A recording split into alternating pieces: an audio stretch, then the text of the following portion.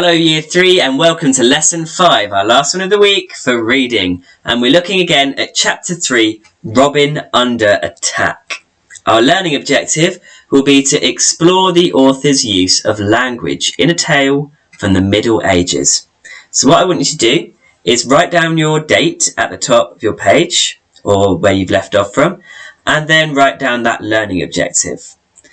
I'll give you a moment to do that, so pause the video and then unpause when you're ready to continue. And we will continue in 3, 2, and 1. Now, okay, our Robin Hood recap. What do you remember? Remember with these, we're going to write down our answers in our books, and then we'll check it against the answer that I've put. So, give these 3 questions a go in your book.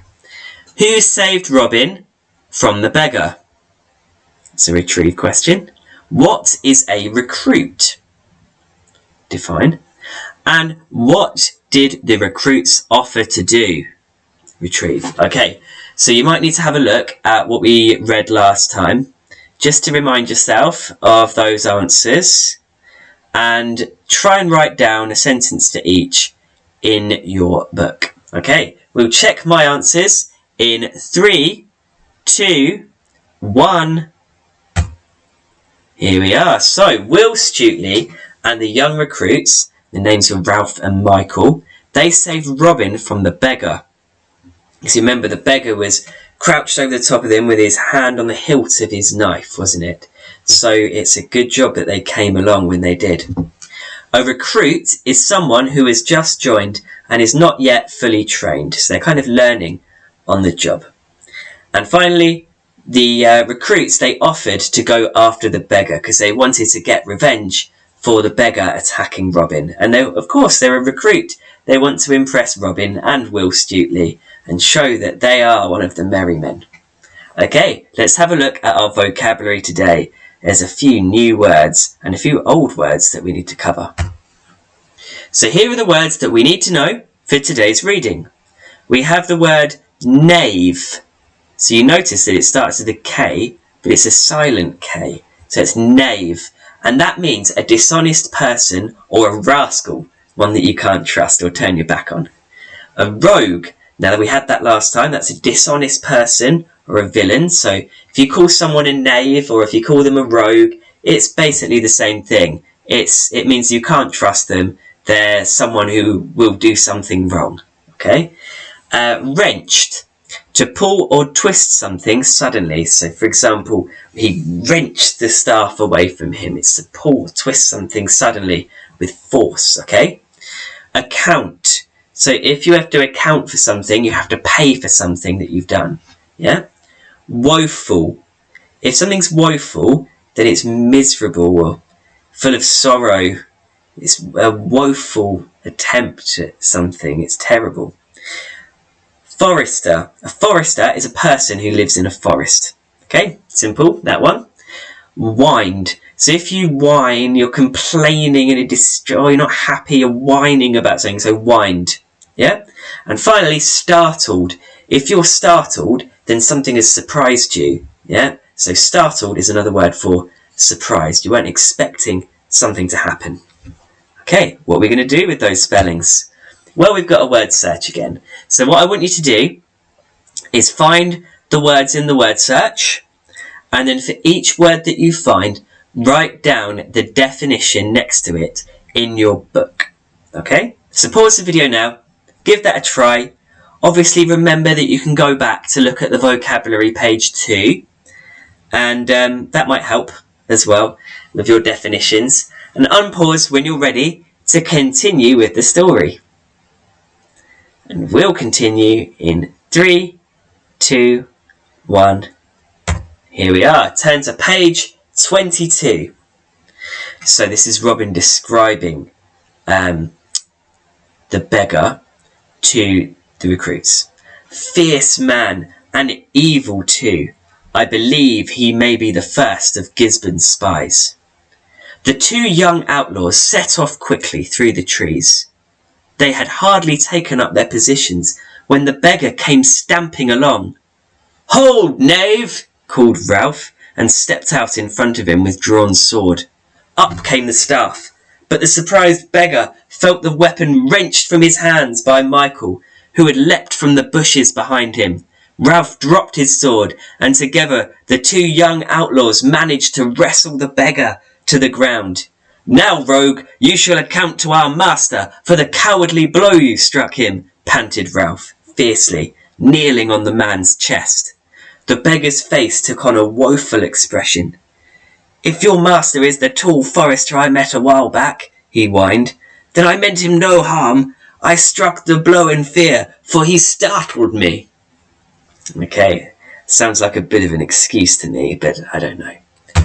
Okay, page 23, look. There's Ralph and Michael, the recruits, on top of the beggar, and the beggar is definitely not looking as good as he did earlier when he was fighting Robin. So, look at our key vocabulary down the bottom here on our screen.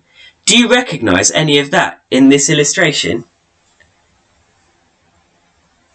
Well, I can see a knave and a rogue on the ground for sure. And I suppose the outlaws are foresters as well, because they live in the forest. Also, have a think. Why do foresters wear green cloaks? Why do they wear green cloaks? I'll let you have a think about that one. In fact, maybe write a sentence. Why do you think foresters wear green cloaks? What would be the use for them to do that? I'll tell you the answer in 3, 2, 1.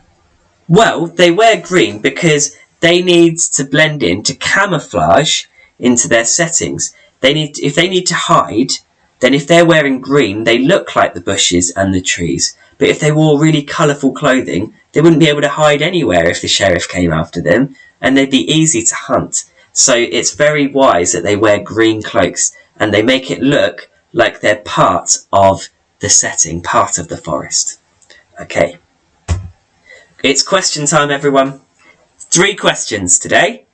How does Robin describe the beggar to the recruits before they set off looking for him? That was right at the top of the page, if you remember. Summarise what happens to the beggar in a short paragraph. So you need to summarise, you need to say what happened when the recruits found the beggar.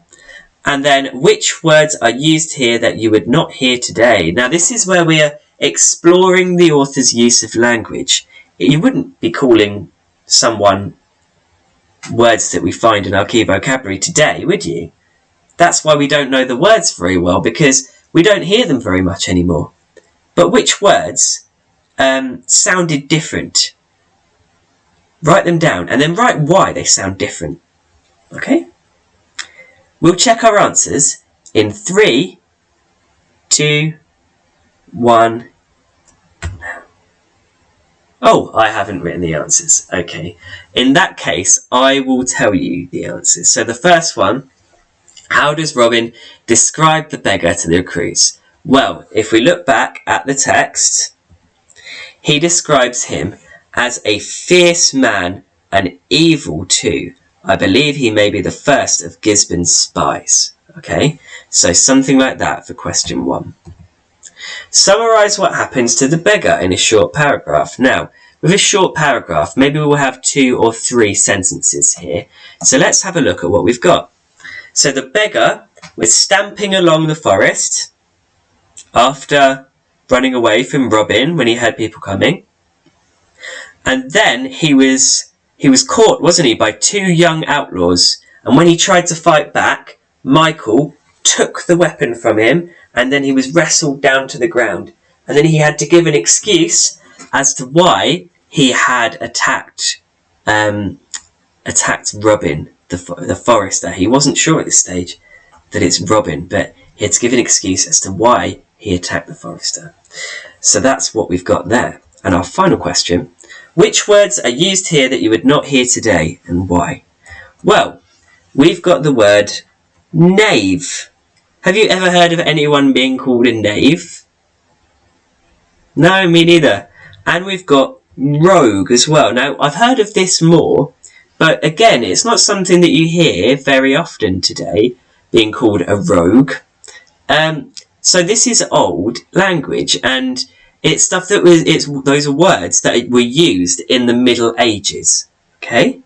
And that sets the scene, and it lets us know that this is a legendary tale of one that happened in the past, and not just something that happened the other day down at Asda or another place like that. The use of old language shows us that this story happened a long time ago because we're using old English that would have been around at the time of the Saxons and the Normans, as historians tell us. Okay. Good. Next time I'll put the answers up instead of telling you. Right, here is a challenge, okay? This one's a bit of fun, actually. Will Stutely is staying at the camp today to help Robin recover from the attack. He needs you to take over the recruitment job for the day, so he wants you to get new recruits. Make a poster or an advert calling for new recruits. Make sure you describe what kind of a recruit is needed, and put detail about the jobs at the camp and being one of Robin's merry men. So in the red there at the bottom, I've given you some advice, about how you go about asking for new recruits. You need to make a poster asking for new recruits, and they should be brave and fast and quiet and clever and good at climbing trees. And they should also be able to cook and clean and guard the camp, pass some messages, track footprints, maybe use a bow and arrow. Those are ideas, but it's up to you to make that poster or that advert what you want it. Pause now and then unpause when you've done that. That will look good in your book. 3, 2, 1. Okay, next time we will continue our adventure.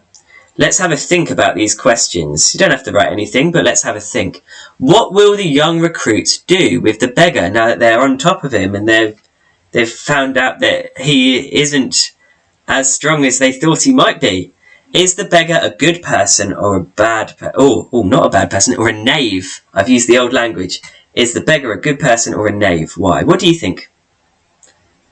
I won't tell you what I think. I'll let you decide. Anyway, lots of great work again today, guys. Join me next time for more Robin Hood.